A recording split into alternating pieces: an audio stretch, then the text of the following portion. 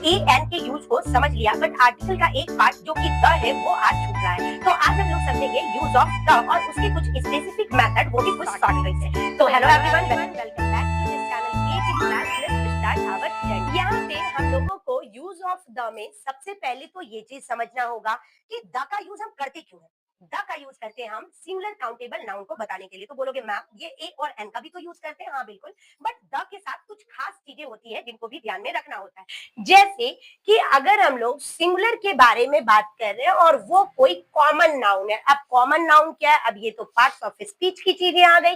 Common noun का मतलब होता है वो नाउन जो कि पूरी एक जाति के बारे में बता रहा हो। जैसे अगर हम काव कहते हैं तो पूरी एक जाति के बारे में बात हुई। अगर हम हॉर्स कहते हैं तो पूरी एक जाति के बारे में बात हुई। स्टूडेंट्स कहते हैं तो पूरी एक जाति के बारे में बात हुई। तो इस तरह की जब एक सिंगुलर कॉमन नाउन की बात की जाती है जो कि पूरी किसी जाति के बारे में, कम्युनिटी के बारे में बताती है, तो वहां पे उससे पहले हम लोगों को द का यूज करना होता है। जैसे the cow is an animal, the horse is useful।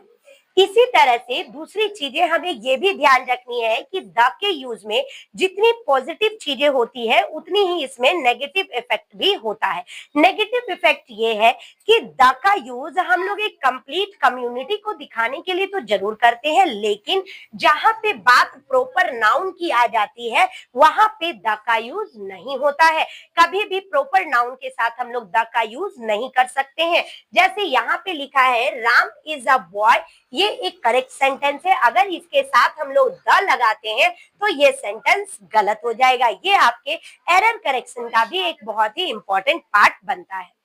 अब है हमारे पास थर्ड टॉपिक जिसमें हमें जानना है कि द का प्रयोग किसी खास या निश्चित या पूर्व परिचित सेंटेंस में भी किया जाता है जिसको पहले ही सेंटेंस में बोला जा चुका है। जैसे अगर हम कहते हैं, वो हो जाएगा, अगर हम कहते हैं कि the cow is an useful animal और उसी काउ के बारे में अगर आगे भी हम बात कर रहे हैं तो द लगेगा।